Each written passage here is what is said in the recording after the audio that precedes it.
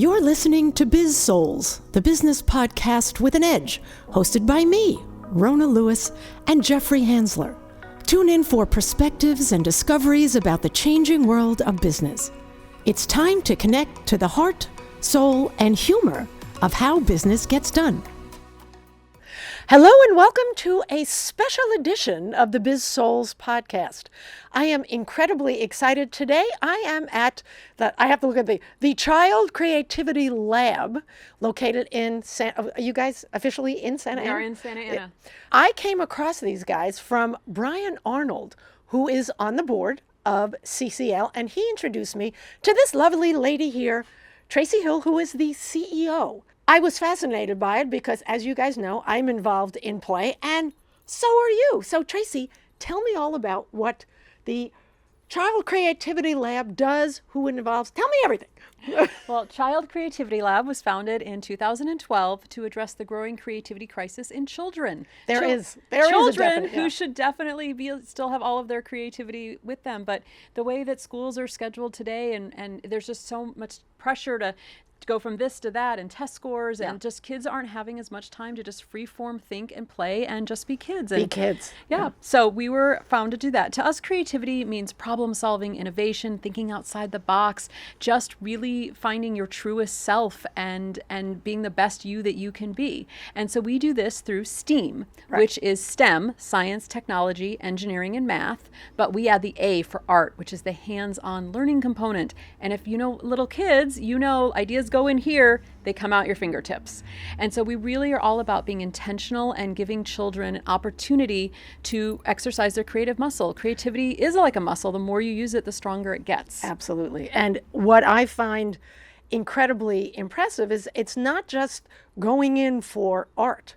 You have there's a method to your madness, and as we look around, there's a lot of what looks like garbage. Yeah, these are all upcycled materials. So the difference between upcycling and recycling is when you recycle a Diet Coke can, it becomes another Diet Coke can. Right. But if you're going to upcycle it, it becomes a robot body, or it becomes a pillar for a bridge, or it becomes something entirely different. Right. So it makes us unique to encourage creativity in children. We target elementary school age kids, so about ages 6 to 12, is we only use these upcycled materials. Because if you're going to teach a child something about STEM, teach them about a bridge or a catapult, and if you give them prefabbed cardboard pieces, you're just teaching them how to assemble IKEA furniture. It's not fun. So show us. But if you give them these crazy pieces, we have wine corks, we have film canisters, this is a lid off a candle. A candle, yeah. Isn't this cool? We have paper towel, empty paper towel rolls, we have zippers, we have plastic pieces shaved off and I did see Legos. They're definitely Legos here. But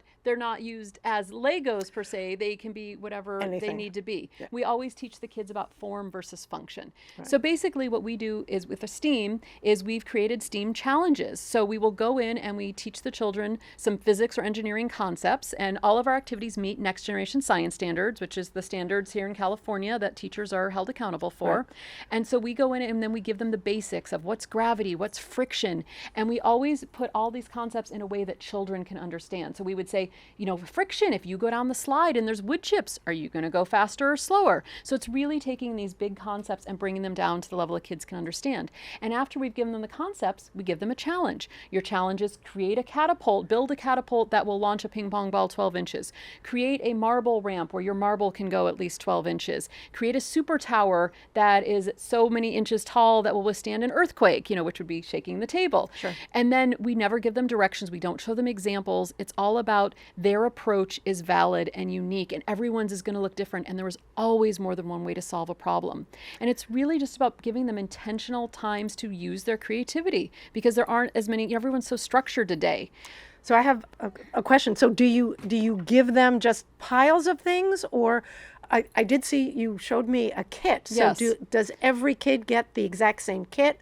Or are they a little different? Well, we have it just for the ease of being in the classroom and to make things happen faster. We usually have the children actually work in teams, because we're all about the social emotional learning as well as being project based. So we're about teamwork and communication. Playing nice with others. Yes, those are the soft skills that they don't always get to exercise, but they're so important in the real world. Which we lose as we grow up, which is why This is what I do as we get older. So they don't maybe need to see you start later. them. That's right. Yes. Great. So they're putting me out of business. Excellent.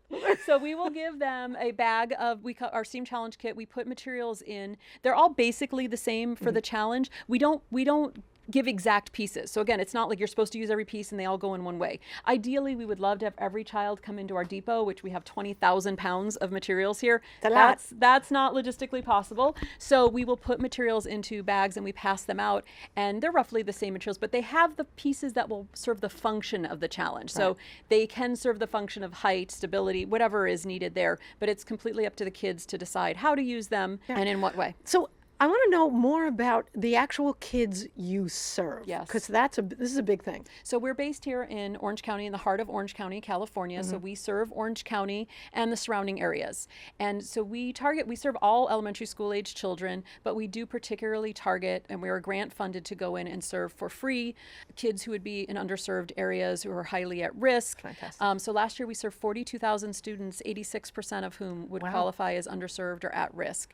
That's so, fantastic. yeah, but really all children benefit because all kids need those opportunities to be intentionally creative. I mean, when I was a kid, Legos didn't come with instructions, and now today kids are really good at following instructions, and you tell them to build something or do something, say, okay, what should it look like? What's the right answer? And we're really there to try to combat this idea that there's only one right answer, because there's not.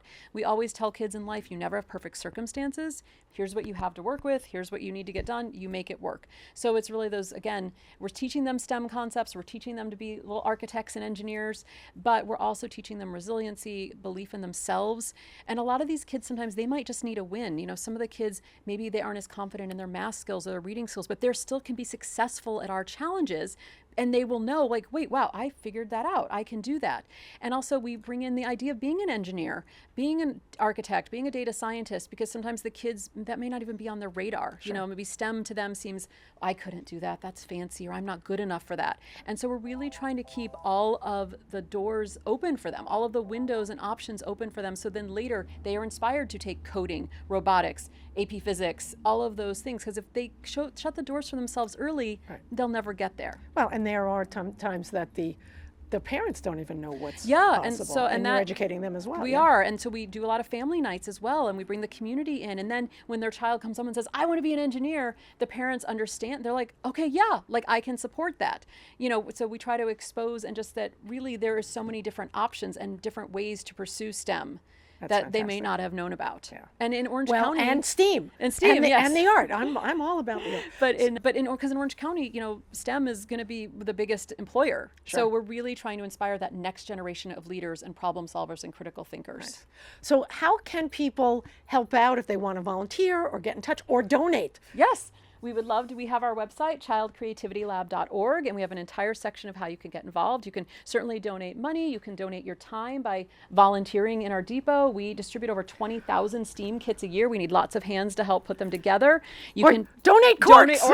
Or donate your materials. Save your wine corks for us. Save your detergent lids. Save your empty paper towel rolls. All of the things, the 20,000 pounds of stuff that we have is donated by manufacturing partners or just by mostly individuals, just saving their stuff and saving it from the landfill. Last year we saved 12,000 pounds of stuff from the landfill. So that's definitely awesome. A better use for the wine corks than... I'm going to have to go home and go through my garbage then. It's for the children. There you go. Who doesn't want to go through their garbage for the children? All right. Thank you so much, Tracy. This is awesome. I can't wait to see more, and we will have more with you in the future. But for now, I'm Rona Lewis. Thanks, you guys, for listening, and donate. This has been Biz-Souls. We'll see you later. You've been listening to the Biz-Souls podcast with your hosts Rona Lewis and Jeffrey Hansler. Did you have fun? Subscribe, rate, and leave a review. It's very much appreciated. Talk to you next week.